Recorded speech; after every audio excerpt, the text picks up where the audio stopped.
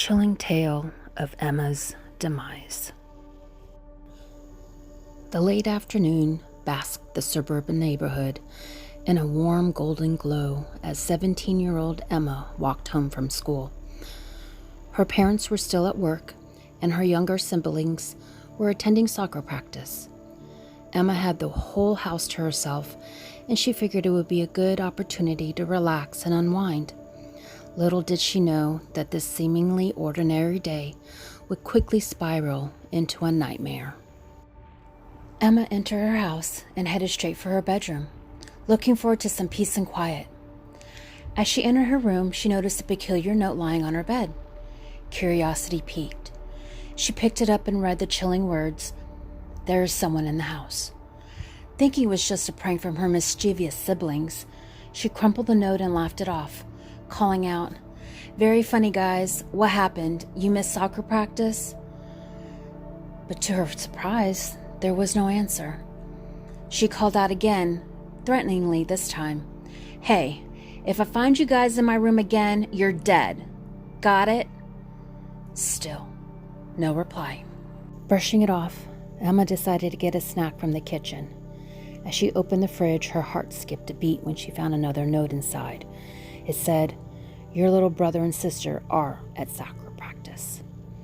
Dismissing the fear rising within her, she dropped the note and said, "Okay, this is not funny anymore. Stop it." Feeling uneasy, she decided to leave the house and go out for some fresh air. To her horror, the front door was stuck, refusing to budge. Panic started to set in. She yelled, "Hey, what the?" She searched for an explanation and found yet another note on the floor saying, "You're stuck.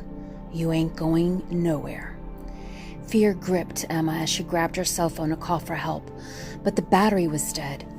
She rushed to the living room, hoping to find the home phone, but it was nowhere to be found.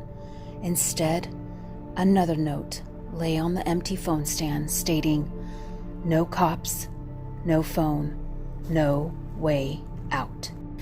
Her heart pounding, she ran to the back door, only to find it locked as well. A shiver ran down her spine as she noticed another note attached to the door, instructing her to look up. Trembling, she hesitantly raised her gaze and was horrified to see her dead cat's body hanging from the ceiling with the kitchen knife through it. Emma's screams echoed through the house as terror consumed her.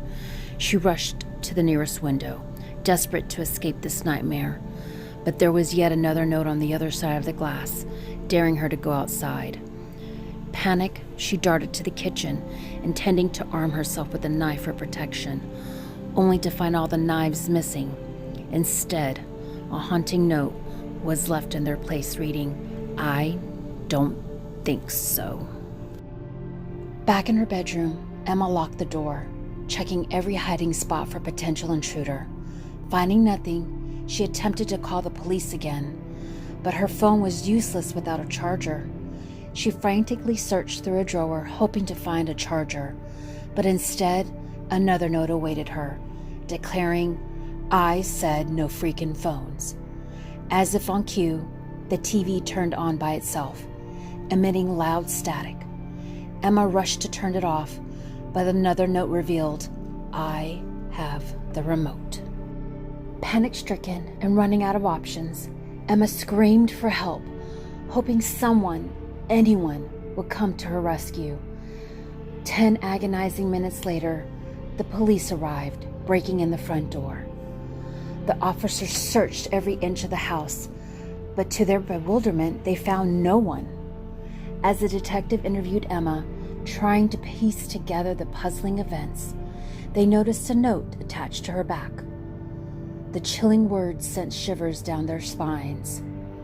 "I was this close, but I saw the cops." Months had passed since the terrifying incident, and Emma and her family had settled into their new home. The wounds of that harrowing day were slowly healing, but the memory of the chilling notes and the malevolent presence that had invaded their lives remained vivid in their minds. Despite their best efforts to move on, Emma couldn't shake that feeling that they were being watched.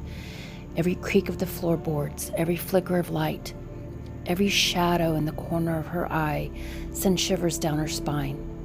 A sense of unease followed her like a haunting presence, making her doubt her own sanity. One afternoon, while Emma was browsing through a bookstore, she came across a book on paranormal investigations. Intrigued, yet apprehensive, she decided to purchase it. The idea of learning more about the supernatural and the possibility of understanding what had happened in her old home appealed to her. As she dove into the book, she learned about various paranormal phenomena and the methods used to investigate them. The more she read, the more she realized that her experience with the haunting notes and the sinister presence bore the hallmarks of a poltergeist haunting. Still, she couldn't understand why it had targeted her and her family. Driven by a mix of fear and curiosity, Emma began researching local hauntings and unsolved mysteries, hoping to find any clues that might shed light on her own ordeal. One story caught her attention: a decades-old unsolved case of a family who had vanished without a trace from their home. Their disappearance was shrouded in mystery, with no evidence or clues to suggest what had happened to them. But as Emma read the accounts, she couldn't help but notice the eerie similarities to her own experience. The haunting notes, the sense of being watched, and the inexplicable fear that had engulfed her life. Determined to uncover the truth, Emma embarked on a dangerous journey to find answers. She dug deeper into the history of the vanished family, seeking out old newspaper clippings, interviewing neighbors, and visiting the abandoned house they had once called home. Every step she took brought her closer to the disturbing truth. Late one evening, as she sat in her dimly lit room, surrounded by notes and newspaper clippings, a chilling sensation washed over her. She felt a presence in the room, an icy breath on the back of her neck. The air seemed to grow heavier, and the temperature dropped dramatically. Fear gripped Emma as she turned around to see a shadowy figure standing in the corner of her room. It had an indistinct form, but its glowing eyes burned with wickedness. She tried to scream, but her voice caught in her throat. The figure slowly advanced towards her, its steps echoing like a death toll in the silence. Summoning all her courage, Emma mustered a shaky voice and asked, Who are you? What do you want from me?"